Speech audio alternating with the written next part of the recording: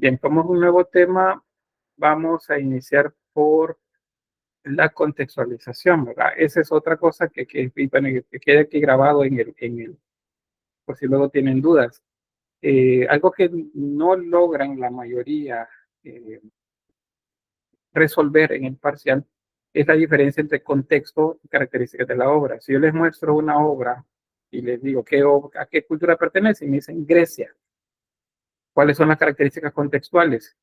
¿Es una escultura? No, desde ahí están mal. No, las características se refieren a la religión, la economía, la política, la geografía. Eso es contexto.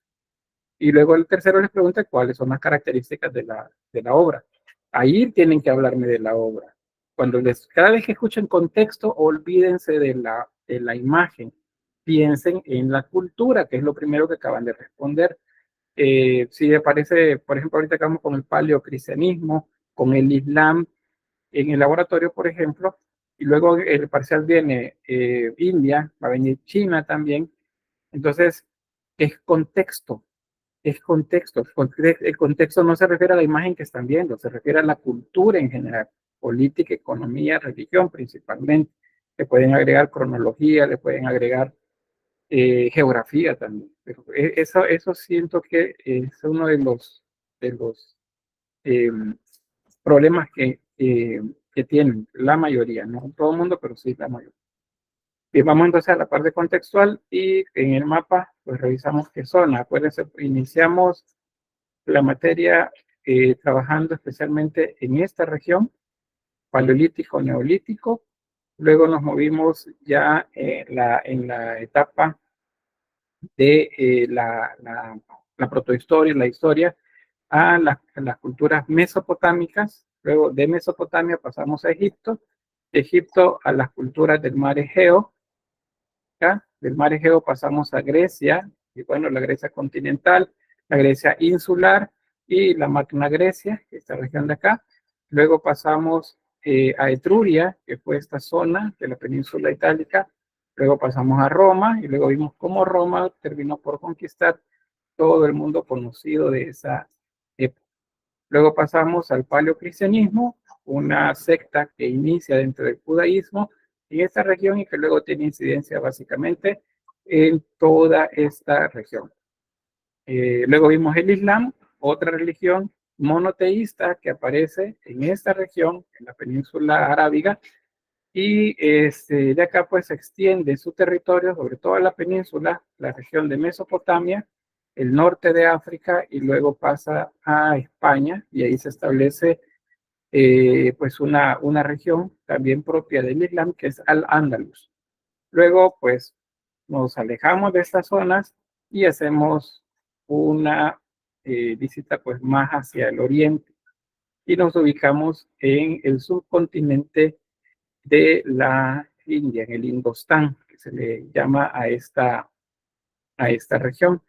Igual que en las culturas de la Mesopotamia que veíamos acá, igual que en Egipto, en el desarrollo posterior a la prehistoria, esas culturas que se establecen, que comienzan a generar civilización, digamos, en términos que lo conocemos nosotros, pues se desarrollan alrededor de un río. Entonces, ese río, el Indo, y es esta zona entonces en donde se desarrolla las primeras culturas. El Valle del Indo se llama acá. Y luego pues la incidencia de las culturas que se desarrollan en toda esta región, también un tanto hacia el norte tenemos Afganistán, tenemos Pakistán, en esta región, Turquistán y otros países que están también en esta región. China, tenemos por acá. China es el siguiente tema y eso todavía es el llamado el Oriente Lejano, esta zona de acá. Japón no lo vemos como tema, pero igual está ubicado pues en esta región. Entonces, esto es la zona donde vamos a trabajar en el tema del día de hoy. Y comenzamos pues por acá. Este es entonces el arte de la India antigua. ¿Por qué ponemos arte de la India antigua? Porque si ustedes ponen arte de la India, les va a aparecer de todo. Si hacen una búsqueda en internet o se buscan en bibliotecas, pues arte de la India se refiere a todo lo que se desarrollaron desde la época antigua hasta la actualidad. Sí, acá en nuestro país, en nuestra región, en nuestro país, bueno, toda Mesoamérica o América en general, ustedes escuchan que les dicen indios a los nativos, a nuestros pueblos originarios, es porque cuando los españoles vinieron acá, ellos pensaron que habían llegado a la India. Entonces llamaron indios, utilizando ese gentilicio, a la gente de esta región. Por eso decimos indio. Se está reivindicando eso en los últimos años y por eso hablamos ahora de pueblos originarios. No les decimos indios. ¿Qué más? Bueno, la zona que les decía, el Valle del Indo. Sin embargo, hay otros ríos también importantes, como por ejemplo el Ganges. Y el río Brahma también está en esta parte de la región, pero el Indo es donde se desarrollan las primeras culturas desde la prehistoria hasta la, la etapa pues donde comienzan a desarrollarse culturas ya más contemporáneas a las occidentales, que sería Egipto, por ejemplo, o la Persia, que sería la que más tiene incidencia en la región. También en esta zona va a tener incidencia Grecia. Si recuerdan, en la época de expansión macedónica, el hermano de Alejandro Magno, ellos llegan hasta esta región también. Entonces hay ciertos elementos que se toman como influencia de Grecia. Igual Grecia retoma una influencia de la India. Y cuando llega, perdón, el Islam, entre el siglo 7 y siglo 9 también en esta región, pues igual, las dos culturas se enfrentan y hay una mezcla cultural en la región. Entonces, ahí tenemos los ríos que les decía, el Indo es este, donde iniciamos, el Brahma, o el Ganges, perdón, que está acá, y el Brahmaputra que está en esta región, más o menos hacia el centro. Y bueno, aquí ese río se considera sagrado por los hindúes. ¿Acuerdas que decimos hindúes? Nos estamos refiriendo en términos religiosos a la cultura. Si decimos indio, nos estamos refiriendo como gentilicio a las personas.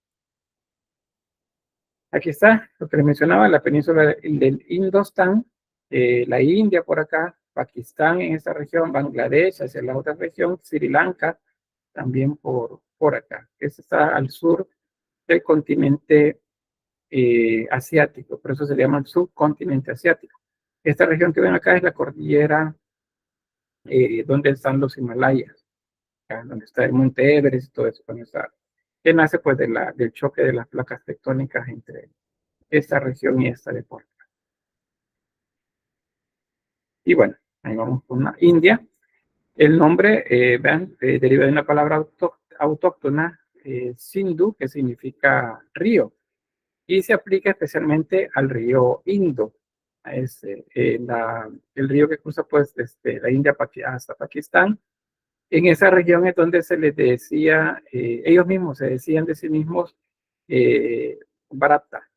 Y por eso el término Bharat es con el que la India quiere ahora conocerse. O sea, se cambiaron el nombre a Bharat, justamente para hacer pues una, una unión pues con la cultura antigua de ellos, porque el otro término tiene que ver con cómo los europeos se referían a ellos. Y en la India pues hubieron colonias también, así como las hubieron en América. La corona británica se apoderó prácticamente de toda la región y por eso la reina Victoria en el siglo XIX era reina de Inglaterra y era emperatriz de la India, porque la India era territorio eh, británico durante mucho tiempo, es hasta el mediados del siglo XX cuando eso va a cambiar. Ahí aparece la figura de Mahatma Gandhi, por cierto, por si han escuchado sobre él.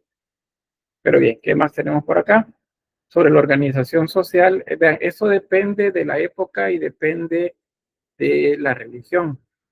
Pero en general, si hablamos de la mayoría en la India, pues estamos hablando de los sacerdotes y los intelectuales, que son los llamados brahmas, los brahmanes, los chatrias, que serían los gobernantes y guerreros, los vasias, que son comerciantes, agricultores, ganaderos, aquí están los artesanos también, los sudras, que son servidores, y los parias, o llamados estos intocables, que estos no pertenecen a ninguna de estas castas. Por cierto, este es un sistema de castas.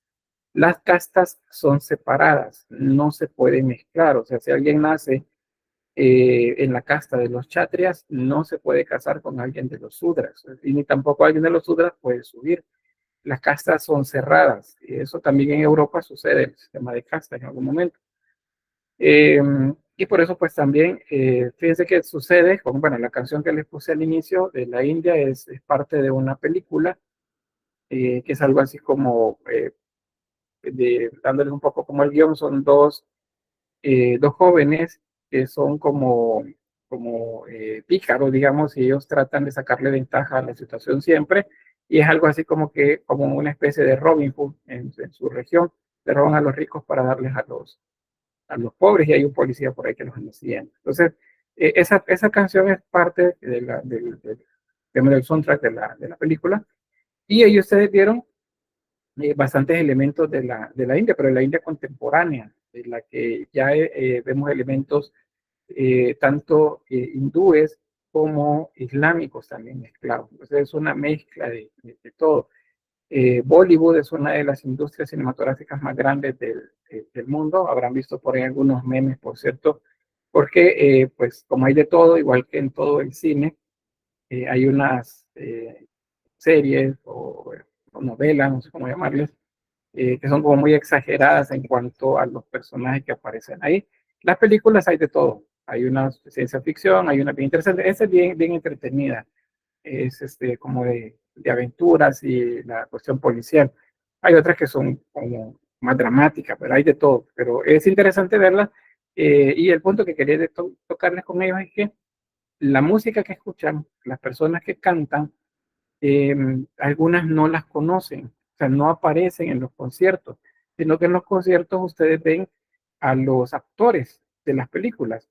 Y eso, ¿por qué? Porque resulta que en muchos casos pertenecen a una casta diferente, y entonces es como que no se pueden mezclar, y hay derechos que no los tienen. Entonces eh, no se muestra. Sí, los discos salen, pero eh, no aparecen de manera pública. Entonces hay muchas películas que son musicales, hay música muy agradable, muy bailable, digamos, en los términos de esa cultura, pero no aparecen los actores, perdón, los cantautores en escenario, sino que quienes interpretaron haciendo mímica en las películas. Es bien interesante cómo se observa eso actualmente, y tiene que ver con ese sistema de castas. ¿Qué más? Bueno, a nivel religioso, la India no tiene una sola religión, es un abanico bastante grande de religiones, pero pueden agruparse en tres principales. Bueno, serían dos principales más un extra que serían otras religiones. Entonces es el hinduismo, que cuando hablamos de hindú, acuérdense, no decimos que él es hindú. Si decimos hindú, estamos diciendo que él pertenece a la religión hinduista. Si decimos, él es que él es indio, estamos diciendo que él pertenece al país de la India, independientemente de la religión que tenga.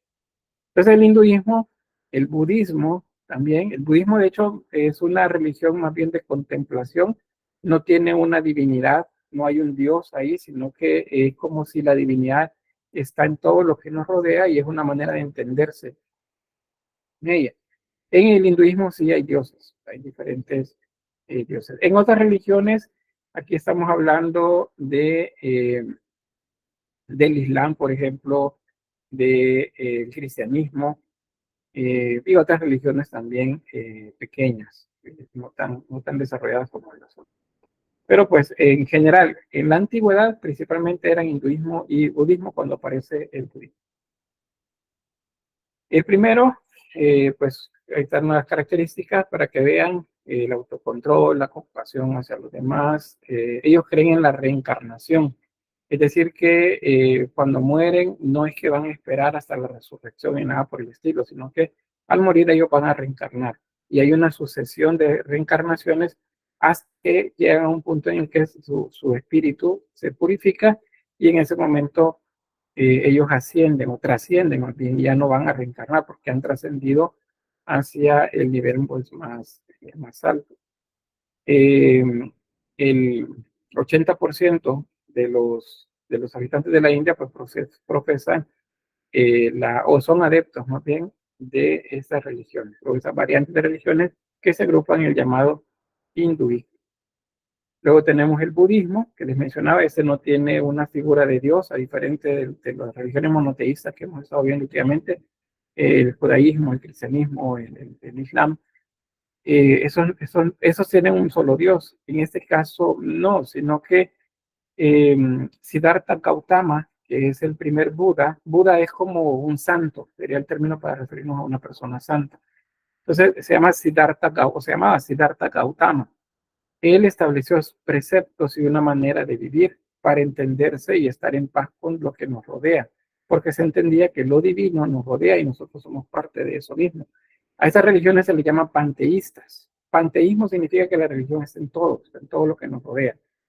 Si ustedes dicen, no es que Dios está en el río, es que Dios está en el árbol, es que Dios está en las flores, es que Dios está en el suelo, ustedes son panteístas. Y el panteísmo está en contra del cristianismo, porque el cristianismo, Dios no está en todo, sino que todo lo que nos rodea es un reflejo de Dios, pero Dios es algo diferente.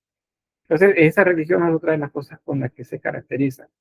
Hay una ola, por así decirlo, de bastante cultura oriental que nos viene a nosotros, el budismo, el hinduismo también, el jainismo, por ejemplo, donde pues nos hablan a eso de la meditación, del yoga y otras técnicas que ayudan pues a orientarnos los chakras, a alinearlos, como decimos a veces en son de broma, pero realmente para ellos eso es la alineación de los chakras, que son pues, esos puntos de energía tenemos en nuestro ser, son los que ayudan a equilibrar nuestra existencia. Para ellos, para esas religiones, el bien y el mal son necesarios. O sea, imagínenselo como un pájaro que va volando.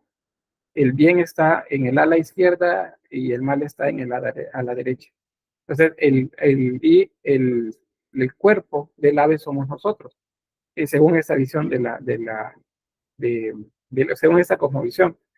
Significa que nosotros para poder volar necesitamos del bien y el mal, de las dos cosas. O sea, ambas son necesarias y deben estar en perfecto equilibrio.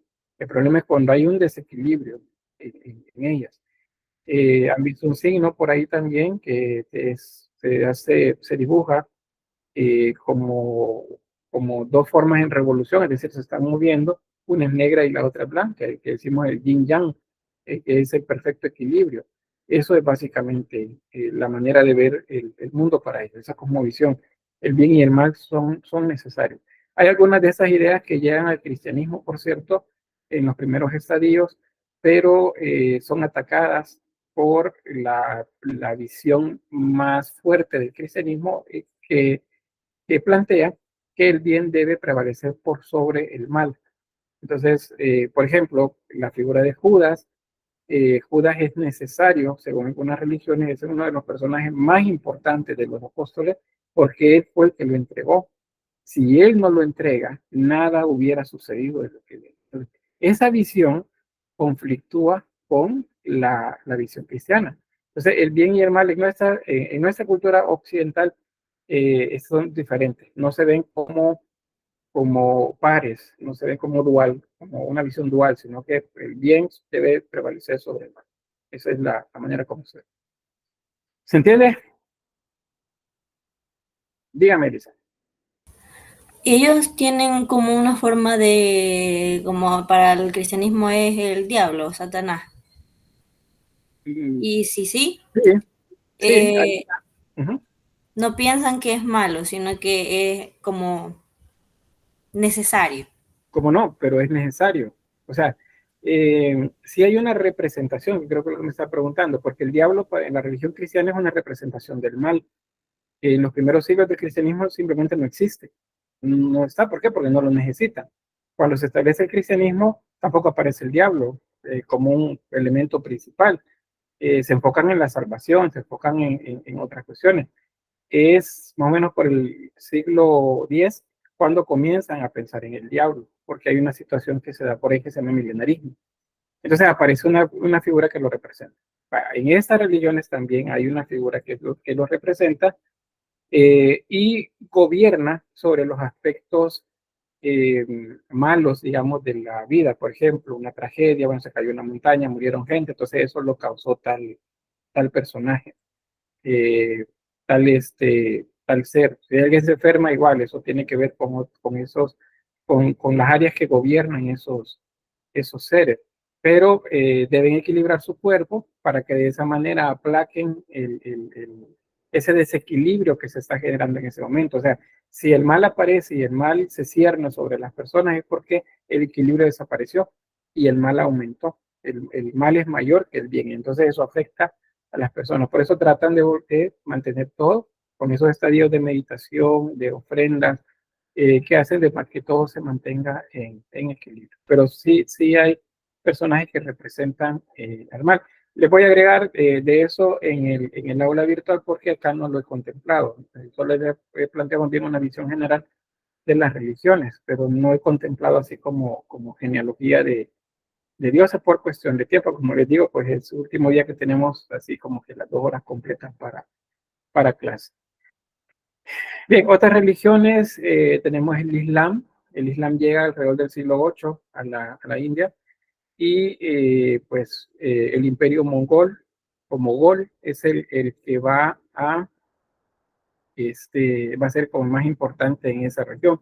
Los mogoles es una cultura que nace en el norte de la India, pero que eventualmente invaden tanto hacia la zona de la Mesopotamia, la zona de Persia en el momento, y también la zona de la India. El sijismo, ese tiene alrededor de 500 años, aparece por el 1500 de nuestra era, y es aparece pues por las luchas que habían entre los hinduistas y los musulmanes. Eh, Porque acuérdense que los hinduistas pues son politeístas y los musulmanes son monoteístas. Entonces, ahí es donde aparece digamos como una mezcla, una variante de ambas religiones, y ahí aparecen los llamados gurús, que serían como los sacerdotes para ellos. Granth Sahib, por ejemplo, es el libro sagrado también para ellos. Y el cristianismo, ¿qué hacen? ¿Verdad? Cuando el cristianismo llega a estas zonas, pues es arriba del siglo II de nuestra era. Entonces, pues ya está bastante consolidada la idea de que Jesús es el enviado de Dios, es el Hijo de Dios, y es quien trajo el mensaje de salvación, quien murió, perdonó los pecados y resucitó. Y pues el mensaje nos lleva a pensar en la resurrección como el premio para todas las buenas acciones que se hacen acá. Entonces, todo eso también llega a la India. Esta es una cronología. Vimos la parte geográfica, ya vimos la parte de la sociedad, que es el sistema de castas, la religión, 2 religiones principales, más las demás que serían el hinduismo, el budismo y las otras religiones, islam, cristianismo, sijismo. Y pues aparece acá más o menos 3000 por la época en la que los sumerios ya están decayendo, pues aparecen las primeras civilizaciones en esta región.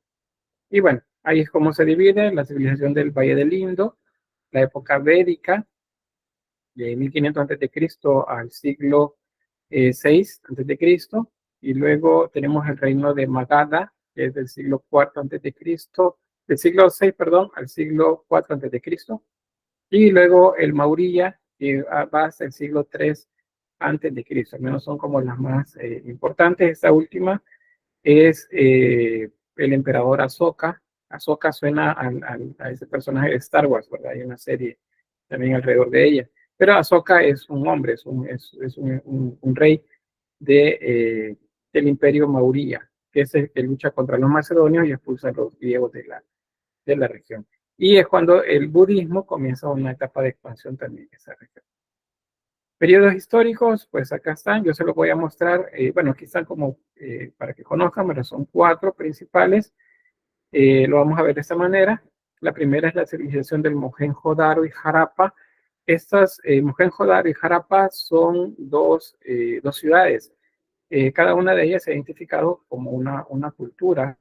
Prácticamente, Mohenjo-Daro es una de las ciudades que para la época, vean, más o menos 4000 años antes de Cristo. Estamos hablando de la época muy cercana a las grandes pirámides de Egipto, la consolidación de los sumerios en Mesopotamia.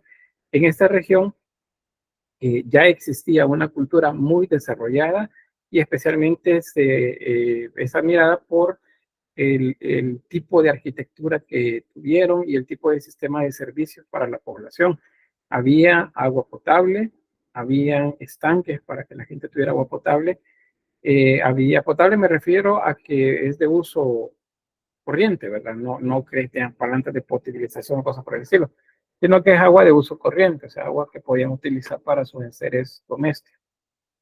Y también habían sistemas de evacuación de las aguas ya sucias de la ciudad, es decir, un sistema también de, de las, ¿cómo se llaman estas? Que los griegos también desarrollaron, eh, bueno, el sistema de drenaje, pues, para que el agua saliera, si alguien ahí me ayuda con el nombre, se me acaba de olvidar. Bueno, la, bueno, el sistema de drenaje para el agua. Entonces, eso es de las cosas que se admiran de esta cultura. También hay una ausencia de murallas. Y si no hay murallas, significa que no era una civilización que temía ser atacada. Seguramente el aislamiento en el que estaban en esa región y pues ser una religión, perdón, una cultura pacifista, entonces no se preocupaban por invasiones. Sin embargo, llegó un punto pues, en el que fue decayendo toda la cultura. Se han encontrado algunos ejemplos, como esos que ven acá, esculturas que corresponderían a una etapa prehistórica primero y una ya más de la época de la historia, que sería prehistórica, esa sería ya de la etapa del neolítico y de la edad de los metales también. Eh, Jarapa es otra ciudad, es muy similar a Mohenjo-Daro, solo que esta tiene más o menos 2.600 años de antigüedad. Es también un sistema muy ordenado de construcción, similar al romano. Acuérdense, Roma está pues a más de 12 siglos de distancia de este momento. Entonces, que esas civilizaciones sean tan ordenadas nos dice que no eran primitivas, como se piensa, ¿verdad? De todas las culturas prehistóricas o de la etapa de la edad de los metales, que es cuando comenzamos con la etapa histórica, eh, se les ve de esa manera, como primitivas, pero no era así. Igual tenían servicios de agua potable y servicio a través de las cloacas, que es la palabra que buscaba hace rato. Es los sistemas de drenaje que tenían del agua que ya había sido usada. Entonces, ven acá una reconstrucción de cómo se supone que era la ciudad. Igual había calles en las que se podía entrar, es decir, habían controles para poder ingresar. Y esas que ven acá, es como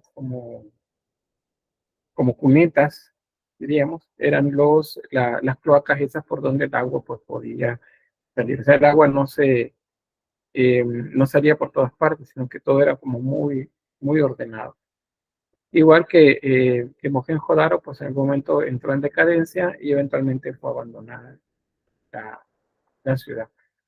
Esto es lo que se ha encontrado, trabajo de cerámica. Las imágenes son femeninas en la mayoría, eso significa que hay un culto otra vez a lo femenino. Hay discusión acá también sobre esto, sobre si pues, quienes lo hacían eran también mujeres, es decir, mujeres artesanas, porque hay algunos de estos que se han encontrado donde hay mujeres que están como trabajando, como elaborando imágenes. En las otras culturas que hemos visto no aparece y también no significa que no hayan existido. Pero pues en general lo que se representa es a los hombres trabajando, no a las mujeres. Las mujeres solamente vinculadas a cultos a la fertilidad, por ejemplo, o en tareas más bien domésticas. Acá, como les digo, pues había cierta variante. Vean, este bien interesante, este de acá arriba es un carruaje. Aquí tenemos dos toros, el carruaje y el que va manejando el carruaje. Y ven, atrás lleva todavía su eh, cuenco para transportar pues algún tipo de líquido.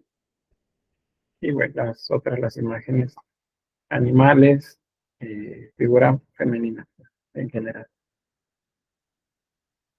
Luego tenemos el llamado periodo védico. Esto va de 1500 al 1000 antes de Cristo, y acá es donde se componen los Vedas, que son libros sagrados, donde los hinduarios escribían pues como los estamentos o las normas de convivencia y qué es lo que se tenía que hacer.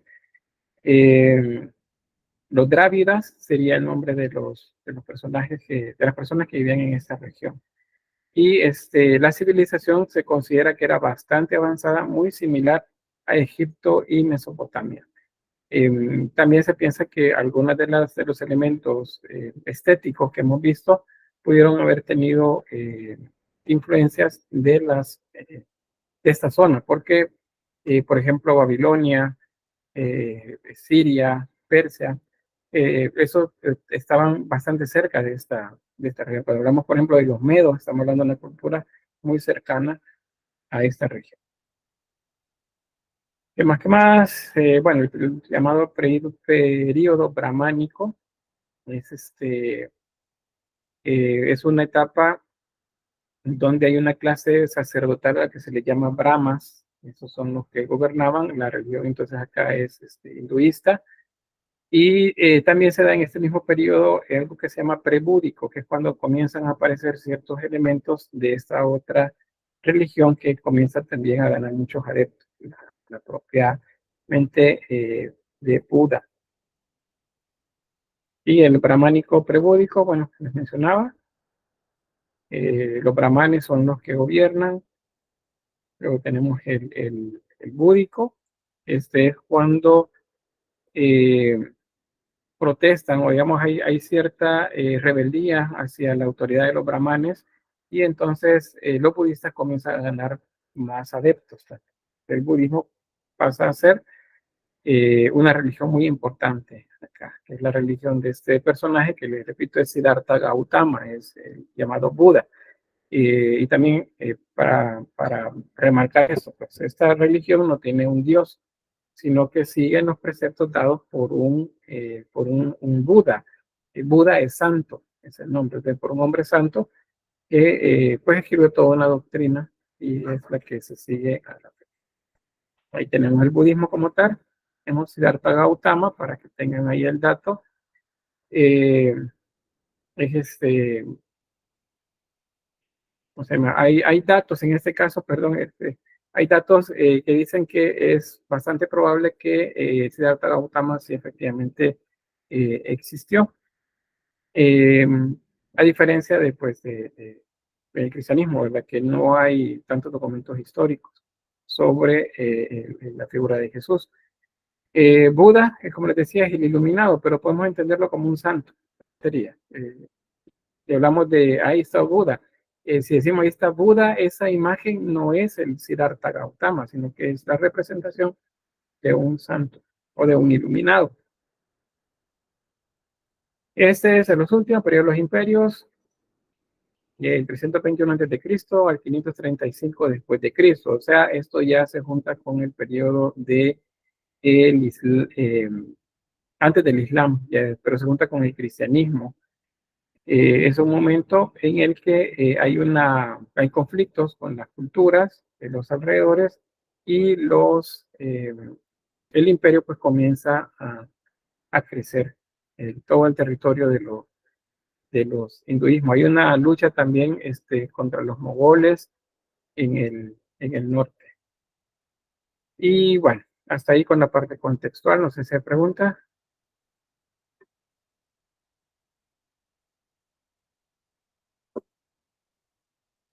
Bueno, vamos entonces con la arquitectura. Sobre esto, desde la edad de bronce, que sería 3300 años antes de Cristo, ya esa etapa ya existe la escritura, por lo tanto no podemos hablar de prehistoria aquí, pero les coloco el antecedente, o sea, para que vean que también existió en esta región arte rupestre del periodo, en este caso sería neolítico. Pero la arquitectura como tal, porque esas son cuevas, las cuevas son lugares donde se resguardaban durante cierto tiempo y se hacían ciertos rituales ahí que tienen que ver con la casa, ¿verdad? O con la fertilidad. Entonces, por eso se lo coloco por acá, pero la arquitectura como tal, pues aparece hasta la llamada Edad de Bronce, 3300 más o menos antes de Cristo. Esta es Jarapa, como ya les mencionaba, es una cultura, bueno, Jarapa y Mohenjo-Daro son civilizaciones que desarrollaron una cultura bastante avanzada. Entonces, a nivel de arquitectura, se sabe que trabajaban con adobe y con ladrillo cocido, ladrillo de barro cocido. Habían edificios como con diferentes habitaciones eh, en dos niveles, la mayoría, y las calles estaban o se preparaban con tuberías subterráneas que surtían tanto el agua corriente como el agua ya de la cloaca, ¿verdad? Que va de salida. Otra ciudad, el llamado segundo periodo urbanístico, después de la etapa de Jarapa, es el Causambi, por ejemplo. Vean aquí, en este caso es ladrillo eh, de barro para las construcciones. Los muros son macizos, es decir, son bastante anchos. Algunos de esos tenían techumbres hechos también con materiales resistentes, madera también, o con paja, que en ese caso la madera y la paja o el material de hojas, por ejemplo, utilizados para el techo, esos son perecederos. Se sabe también que utilizaron árboles, como lo pueden ver acá. Eso es bastante cercano a lo que en Mesopotamia se desarrolló. Realmente de todas las culturas, si nos vamos desde la India, Mesopotamia, hasta llegar a la región de Roma, solo Grecia no desarrolló una cultura con arte. Ellos no trabajaron ese tipo de elementos. Luego el periodo clásico de la India, que acá es donde vemos quizá un poco más de lo que estamos más familiarizados con las imágenes. Por ejemplo, estas las cuevas de Gopachal. Estas se encuentran en un acantilado, un borde de una montaña, y tanto la arquitectura como la parte escultórica fueron excavados directamente en la piedra. Entonces pueden observar acá ¿ven? Es la roca de la montaña que fue cortada y trabajada a nivel escultórico para realizar tanto estas arquerías que ven acá, como las esculturas que están también en la parte de atrás.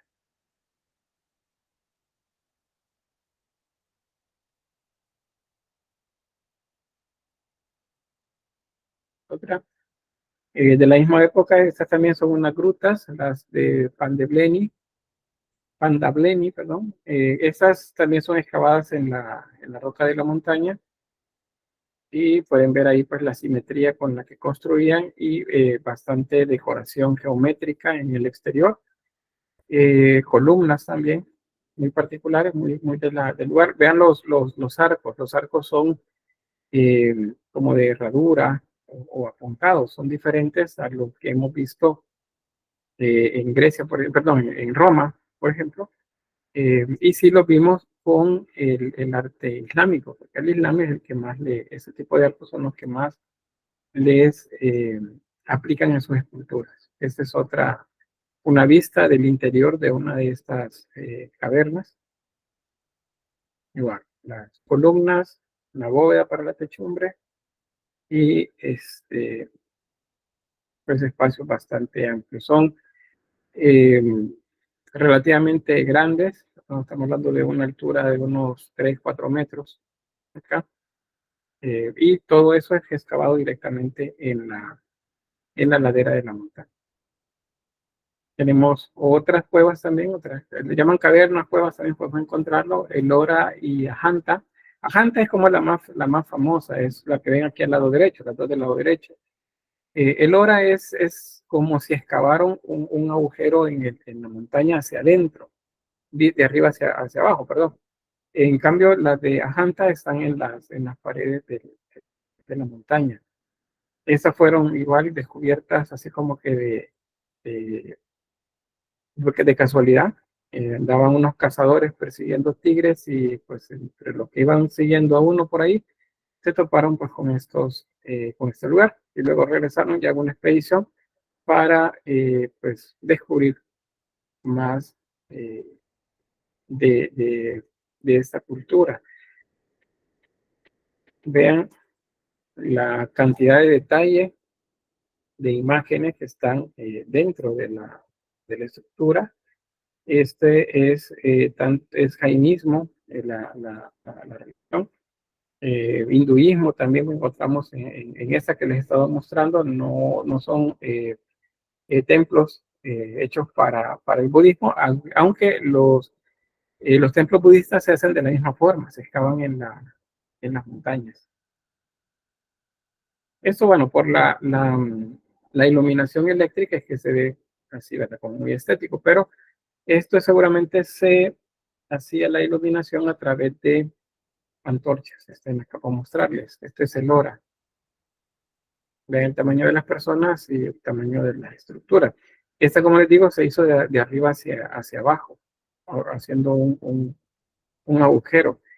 Hay una cantidad bastante grande de imágenes. Lamentablemente por el tiempo no se las puedo colocar todas, pero en el examen sí les van a salir bastantes de estas imágenes, así que pues hay que tratar la manera de manejarlas. Esta es la Yajanta que les mencionaba, de los interiores con mucha escultura. En la escultura pues hay de todo, figura humana y figura también de animales.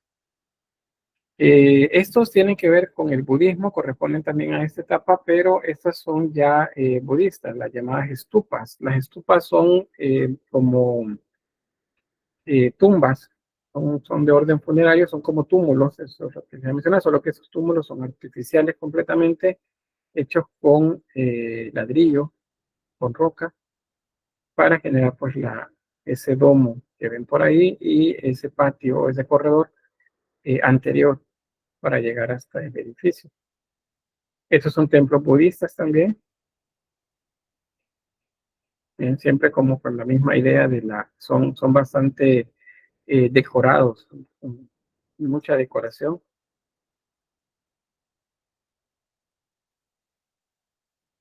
Y aunque fíjense que muchos de estos pareciera que son gigantescos, pero no son tan grandes.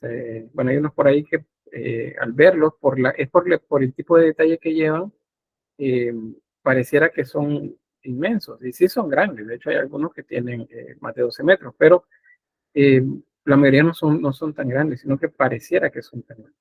En estos las cuevas estas de Ajanta y de Lora, sí ven que son como más de 15 metros de altura, pero hay algunos de estos que no son tan grandes como se ven en las fotografías. Ya en este, por ejemplo, aquí hay una persona adentro.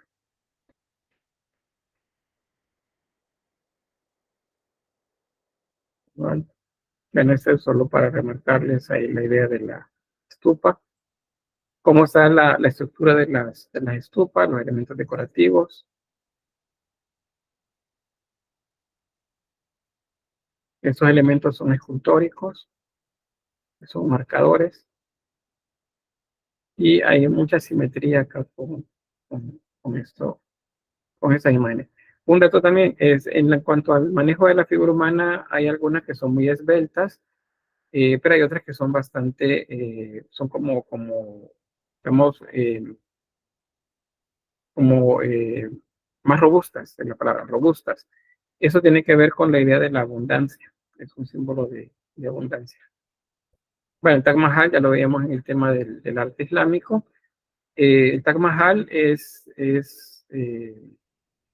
musulmán, pero en cuanto al desarrollo estructural, tiene tantos elementos persas, de la religión hindú y del Islam, ¿verdad? Que es la cultura principal acá, la religión principal.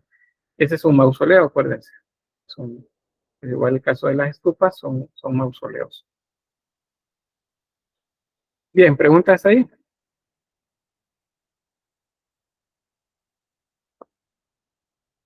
¿No? Bueno, otros ejemplos más, un poco más pequeños. Los templos Trivinkrama y Cheharla, más o menos pequeños. Eso en la parte de la arquitectura, lo que se llama Edad Media Temprana, de 1550 al 1200 después de Cristo, digo, de nuestra era.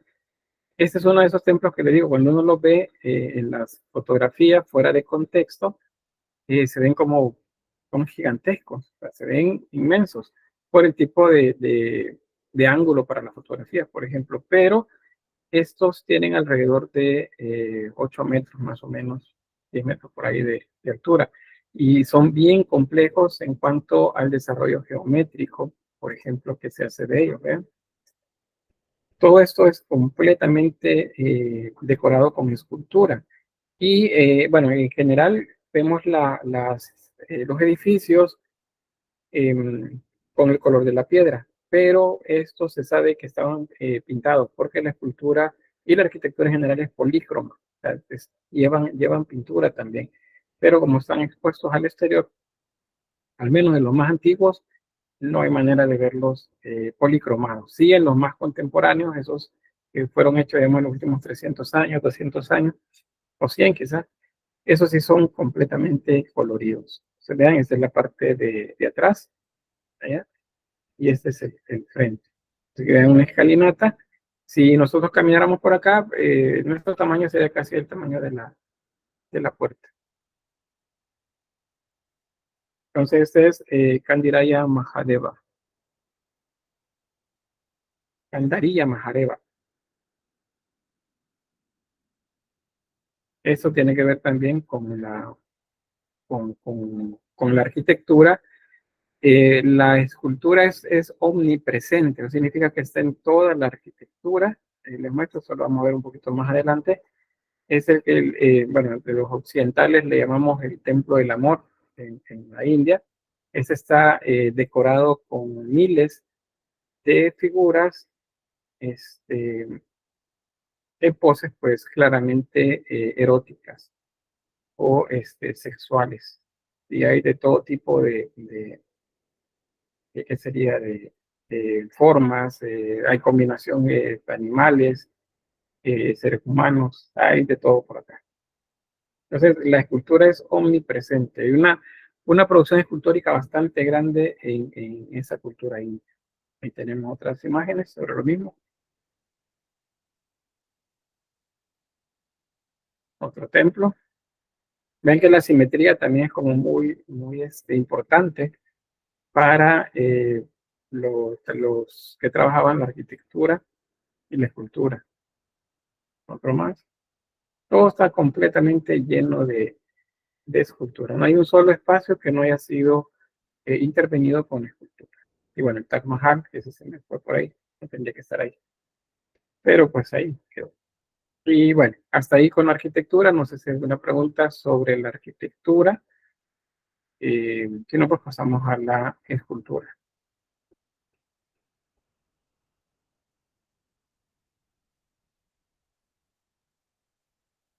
Sí, Alejandra. En la última que nos mostró, pertenece a algún tipo de... Sí, esa. Pertenece a algún tipo de religión, de si es budista o en general. No, ese es hinduista. Ese es Hinduista. hinduista. Ah, ok. Sí. Ya van a ver ahí las imágenes cuando les muestre a nivel de escultura, ahí vamos a ver cómo diferenciarlas. Cuando las imágenes son relativamente o relativas únicamente a Buda, entonces son templos budistas, son esculturas budistas, pero cuando vemos así una combinación bastante amplia de imágenes con animales, con dioses, por cierto, los dioses son antropomórficos, o sea, tienen forma de animales y de personas. Eh, entonces estamos hablando ya de las religiones hinduistas, eh, ya no de Buda. Pero aquí en escultura vamos a ver un poquito más fácil eso. No sé si alguien más, ¿no? Bueno, entonces aquí tres datos sobre la escultura. es desde el principio, o sea, desde lo que vimos allá en la prehistoria, en la edad de bronce también, y luego las primeras culturas que son Mohenjo-Daro y Harappa. Desde entonces la imagen no es eh, eh, estática o no es hierática, esa es la palabra. Si se acuerdan, cuando veíamos las imágenes hechas por los sumerios, por los acadios, todas son así como bien rectas y viendo hacia el frente. La India no, desde el inicio las imágenes tienen movimiento, parece que estuvieran bailando o que estuvieran moviéndose en el sentido de dar un paso o de girar sobre sí mismos. Desde el inicio, toda la escultura india tiene movimiento. La belleza de los cuerpos, perdón, aquí hay un error, si no luego malinterpreta. La belleza en los cuerpos femeninos se resalta, se expresa movimiento a través de ellos, principalmente la imagen femenina es la que más se muestra. Estas culturas están también bastante cercanas o bastante basadas en la parte de la fertilidad, entonces por eso es que observamos ese tipo de, de representaciones. Entonces, la mayoría de la escultura es representaciones femeninas. Y luego el artista indio, acuérdense, referido a la India, el gentilicio de la India. No nos estamos refiriendo a América. Más que la anatomía, lo que muestran es un cuerpo blando que se contorsiona y se mueve. O sea, los movimientos no son necesariamente naturalistas, sino que son más, más exagerados para dar más ese sentido, tanto de sensualidad como de movimiento. Vean, ese es el periodo histórico, prehistórico, perdón. Ya la imagen ya se veía. De hecho, se considera esta que es una imagen de eh, puede ser una bailarina, puede ser una sacerdotisa, y la posición que tiene es una posición de poder, no de sumisión, es lo que sé, por la cabeza levantada y la actitud que tiene en general con la pose del cuerpo.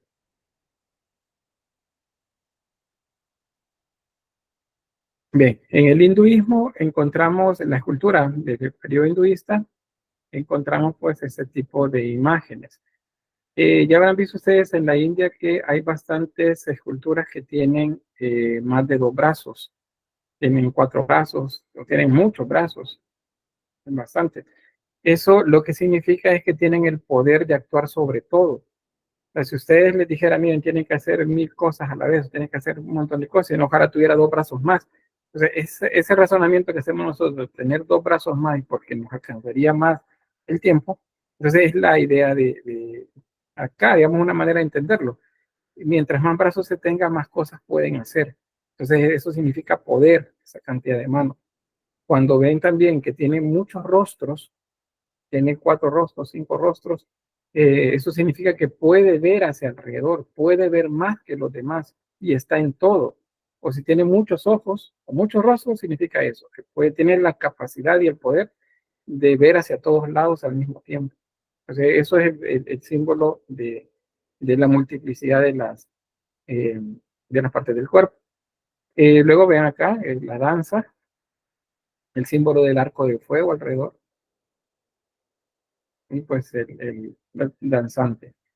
Este igual, aunque a mí me parece ser bastante hierático, pero fíjense que el movimiento en general no es completamente, que sería, bueno, hierático sería el término, que eso significa sin ningún tipo de expresión, porque acá pareciera que es un poco más relajado el movimiento del cuerpo. Y este es un segmento que sigo retomado pues de la arquitectura, porque la mayor parte de esta escultura es adosada, o sea, está pegada en las paredes de los edificios. Este otro, y como un orante. Y vean que tiene varias manos. ¿Qué significa varias manos? Que pueden hacer muchas cosas al mismo tiempo. Aquí les repito esto un poco otra vez. Otras más, vean cuántos brazos tiene. En este caso tiene 6 brazos. Y en cada una estás realizando una actividad diferente. O sea, eso es lo que significa que pueden hacer muchas cosas, tienen ese poder. En cuanto a las esculturas budistas, en la parte antigua vamos a encontrar bastantes esculturas de tamaños grandes excavados en las laderas de las montañas. Por ejemplo, eso en las grutas de Lokmen. Encontramos este Buda, bueno, estos Budas, es un grupo. Ya ven, esa es la imagen principal y otros hacia los costados. Ven el tamaño de las personas. Esos sí son bastante grandes. Y ahí están grutas en los alrededores donde aparecían pues espacios como para la meditación, como grutas para establecer pues esos estados de unión con todo lo que existe a través de la meditación.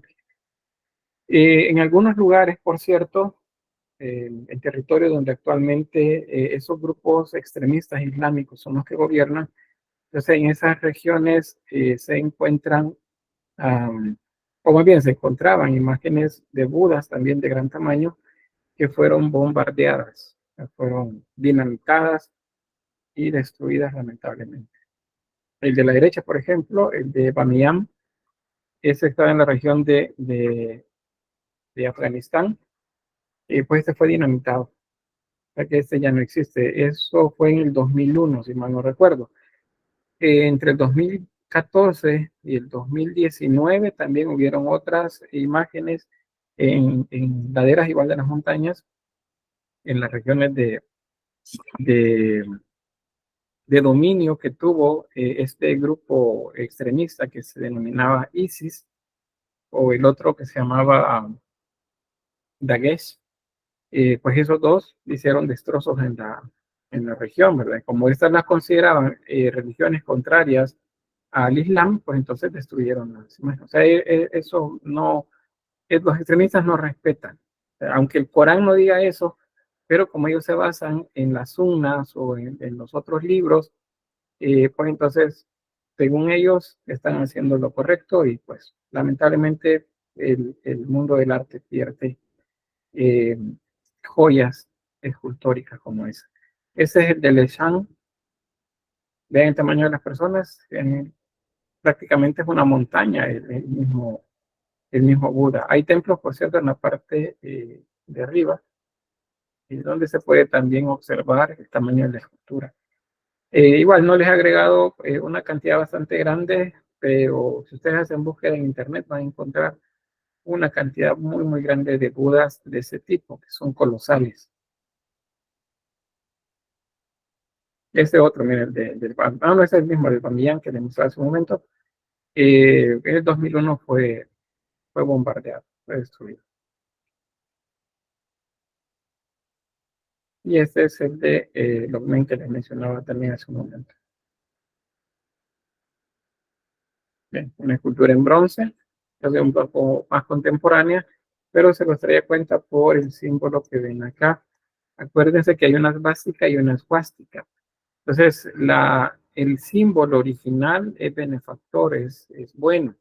El símbolo puesto en sentido contrario es considerado malo porque fue que utilizaron los nazis. Entonces, pero el símbolo en esta dirección es un símbolo que no debe asociarse al nazismo, sino más bien a la cultura budista o a la cultura de la India en general.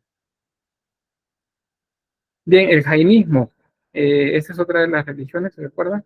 Es una de las que más produce también esculturas decoradas, y es lo que comentaba la compañera hace un momento. Esas son las esculturas que se encuentran en esos templos que están completamente forrados de esculturas. Las esculturas son figura humana, figura de animal y también de plantas, o sea, antropomorfa, zoomorfa y fitomorfa. Y acuérdense, los dioses, hay muchos dioses que son antropozoomórficos, eso significa que son mitad humano, mitad animal. Ganesha, por ejemplo, es cabeza de, ¿cómo se llama? De elefante. Entonces, los leones también son muy simbólicos. Estos son muy característicos de la región. Y vean, lo que hace que se vea así como tan intrincado el diseño es la utilización de esos módulos pequeños que van como en crecimiento, haciéndose más grandes y van aportándole pues mucha textura visual a las imágenes. Da igual. Aunque parezca un Buda por la posición que tiene, pero la posición del loto, que es la que están adoptando, es una posición que se utiliza para la meditación. Y la meditación de este tipo la hacen tanto budistas como jainistas o hinduistas. Entonces, no veían eso es Buda. No, pues, no es Buda. Eh, Tiene la posición del loto, que es la posición de la meditación. El templo de Kadiraya Mahadev, que es el que les mencionaba hace rato, que pues es lo que se conoce en el mundo occidental como el templo del amor. Este tiene pues innumerables imágenes de personas teniendo pues relaciones sexuales. Hay mucho erotismo, mucho sensualismo en las imágenes. El edificio en general pues está dedicado a la fertilidad y por eso pues el tipo de decoración que se encuentra en todas las partes del mismo.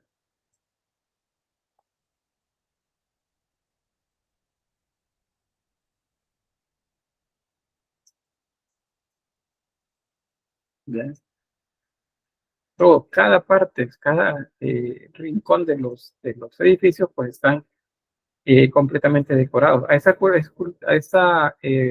tipo de escultura y arquitectura se le llama barroca, pero el barroco es un periodo también del arte occidental, pero se aplica el término, cuando hablamos de barroco, cuando las imágenes están saturadas de detalles, o sea, tienen muchos, muchos detalles alrededor.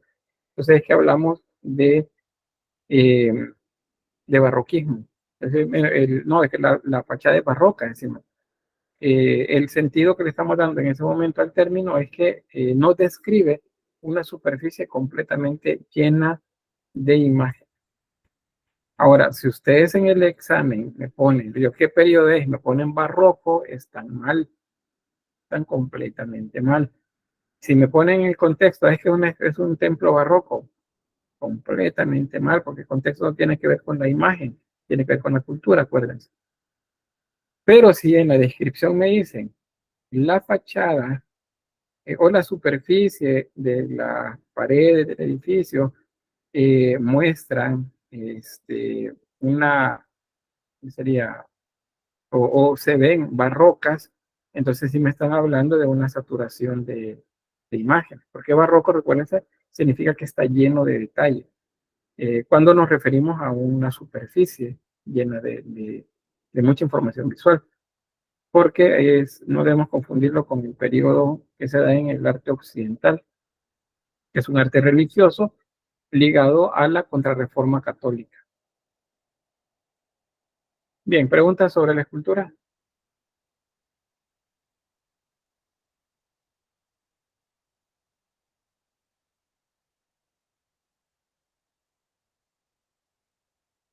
No, nada.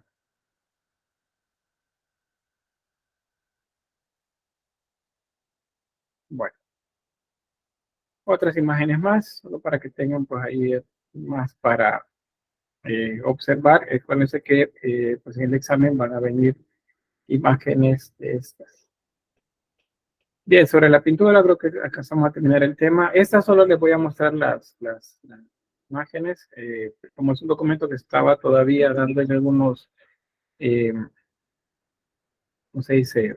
Todavía unos toques más para hacerlo eh, actual, bueno, para actualizarlo, pues todavía no he hecho una separación por ahí, pero en el documento que les voy a compartir sí va a venir separado. Pero bueno, en general, la pintura de la India recibe influencia de otras culturas, como ya vimos en qué sucede con todas las culturas que son tanto invadidas como invasoras. Siempre van a absorber algo de esa cultura con la que se encuentran. Entonces, hay pintura mural, es la pintura que se encuentra en las paredes de las cuevas o las cavernas, como que veíamos, Santa, por ejemplo. Y hay pinturas en las paredes y estas representan danzantes, representan oferentes en procesiones que llevan ofrendas hacia la divinidad, representan también imágenes de dioses y diosas, y también imágenes de Buda cuando son budistas también. Acá vean un grupo o un conjunto musical en el que los dioses también toman parte de la escena. Pueden ver acá que este es una divinidad, tiene 4 brazos y en cada brazo tiene un instrumento musical. Acuérdense que muchos brazos significa que tienen la capacidad de hacer muchas cosas. Ese es como, digamos, que es el poder que tiene. Si tiene 4 brazos, puede hacer 4 cosas diferentes. Tiene 8, puede hacer 8. Pero si tiene 100, pues puede ser 100 cosas diferentes. Entonces la cantidad depende del poder con el que se le adjudica pues a la imagen. Luego la de la derecha, la figura tiene una representación antroposomórfica, eso significa que tiene cuerpo de ser humano, pero la cabeza es de un animal. Pareciera que es como una oveja o un carnero. Luego sobre el color, tanto en la anterior como pueden ver, abundan bastante los tonos naranjas, los verdes para la imagen, y la pintura no se hace en tonos planos, sino que lleva volumetría. ¿Ve? Como para generar a través de luz y sombra la sensación de volumen. Otro dato también en cuanto a lo que se refiere a la anatomía, no son anatómicamente exactos, porque como también se lo decía con la escultura, no es la idea hacer exactamente la anatomía, sino más bien representar un cuerpo fluido o un cuerpo que puede moverse de manera libre. Entonces, que un brazo sea más largo, no interesa si con eso que han alargado logran proyectar un poco más de movimiento. Por eso, se fijan, los brazos son largos comparados con el antebrazo, perdón, son largos comparados con el brazo. La cabeza en este caso es muy grande comparado con el tamaño del cuerpo. La anatomía no interesa tanto. Es decir, lo mismo aquí. En este caso, el tipo de pintura, un predominio de la línea por sobre el color. Eso significa que las imágenes son delineadas con una tonalidad oscura para delimitar tanto el contorno como pliegues, por ejemplo, o texturas que se imita con la pintura. En este caso, hay zonas en las que no se percibe volumetría, sino que los tonos son aplicados un poco más planos. Pero hay otras, como por ejemplo acá, donde sí se percibe cierta volumetría.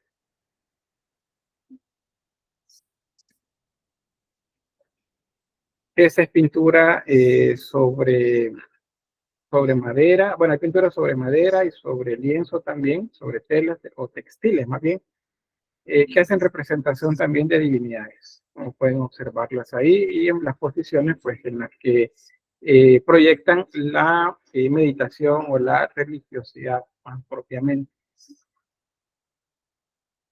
Acá otra más, es una representación del dios Shiva con el ratón Satyen, dice, en su tridente, que se lleva por acá. Un ratón es parte de las historias que se cuentan a través de la pintura de la India antigua. Otra más, en este caso, es la representación de un dios guerrero, va sobre un león. El león la imagen de león, por cierto, nos recuerda bastante algunas imágenes de los dragones, porque la influencia acá es mogol, o sea, es la zona norte de la India, que sería la zona sur occidental de la India. Entonces, por eso en China también habrán algunas imágenes muy similares a esta, porque es la misma cultura la que hace como encuentros, se encuentra o se influencia pues con las culturas vecinas. Vean igual, el trabajo de la anatomía pues no interesa. Y en ese caso, la mayoría del color es aplicado plano. Vean, este tiene 4 cabezas y tiene 4 brazos. ¿Qué significa eso? Tiene 4 cabezas, puede ver más, tiene un pensamiento todavía mayor. O sea, la cantidad se refiere a qué tanto más se dimensiona por esta habilidad. ¿Y Brian? Al igual que los brazos y, digamos, los objetos que utilizan, también tiene otro significado más profundo. ¿Les pregunta o me lo comentas? Lo pregunto también. Es seguro que sí. No tengo el dato sobre esta imagen en particular, pero así como cuando veíamos en la simbología, por ejemplo, del faraón en el sarcófago, que tenía un cayado y tenía un asial en la otra mano. O sea, esos instrumentos no solamente están ahí por ponerlos, sino que uno era símbolo del líder que cuida a su gente y el otro es el líder también que con mano firme va dominando a ese grupo. Entonces, es igual acá. No tengo el dato, como les digo, de las dagas, de las espadas, los lanzas que pueda llevar, pero es seguro que cada uno de estos elementos sí tiene un significado en particular. Igual acá en estos, el color, las coronas, todo eso son símbolos que son pues seguramente de importancia para la proyección de esa divinidad. Bien, no sé si alguien tiene un comentario.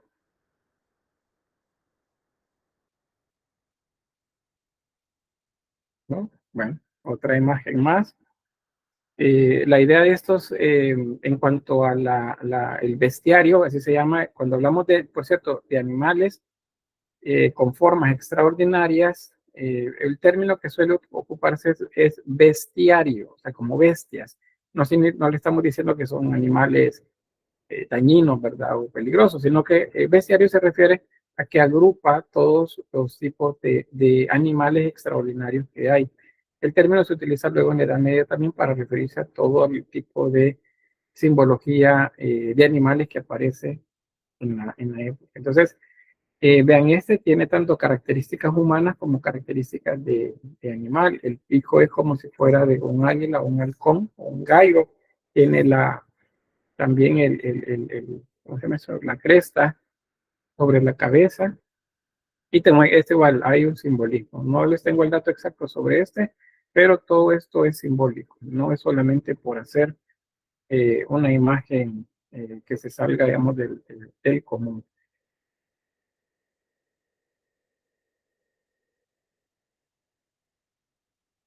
Imágenes de la cotidianidad también, la manera como de juglares o de músicos que ofrecen entretención a los líderes. La arquitectura del palacio y el paisaje de fondo. Vean, igual carentes de perspectiva, es tonalidades como eh, bastante frías en cuanto a la paleta de color. Estas se hacían tanto sobre lienzo como sobre tablas de madera.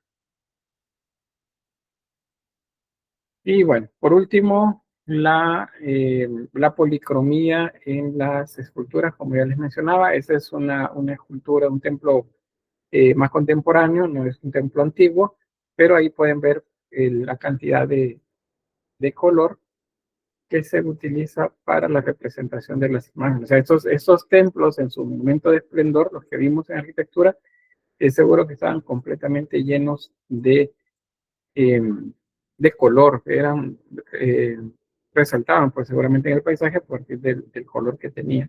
Pero pues las inclemencias del tiempo hacen que eso se caiga. Igual acá si se fijan, hay unos que ya están perdiendo color. Los más contemporáneos los repintan. Y de hecho en la India, bueno, el video que les mostraba al inicio, se fijaban, o se fijaron, perdón, que hay mucho color, muchos tonos brillantes. Hay un festival, por cierto, en abril, que tiene que ver también con el color, que es una conmemoración que ellos hacen. Aquí en el país se ha estado haciendo los últimos años. En el Parque Cuscatlán, creo, llegan por ahí y les dan sus poquitos de color en polvo y hay que lanzarlo al aire, lanzárselo unos a otros y todos terminan completamente manchados de color. Ese festival lo están haciendo también acá en el país. Estamos volviéndonos un país así como con mucho multiculturalidad. Bien, me quedo hasta ahí. Entonces, Edwin dice, los ojos me recuerdan a los ojos que pintó Picasso. ¿Cuáles? Estos. Sí, ajá. Sí, bueno, ya las culturas de la época después del siglo XIX, ¿qué es lo que sucede en el mundo occidental? Pues que la gente comienza a tener una movilidad mayor, aparece en la idea de los artistas viajeros también, artistas que se van por el mundo a andar pintando, la época en la que aparecen los primeros impresionistas, por ejemplo, que se pintar al aire libre, luego los postimpresionistas, tenemos Van Gogh o Gauguin, por ejemplo, pintan en exteriores y ellos comienzan a observar otras culturas también y de ahí se van tomando datos para pues hacerla de ellos. Picasso tiene bastante influencia de África. Mucha de la pintura de Picasso pues influenciada por el arte africano. Las señoritas de Avignon, por ejemplo, son máscaras africanas las que le pintó en el rostro. Bueno, voy a quedar hasta acá entonces, voy a tener la grabación.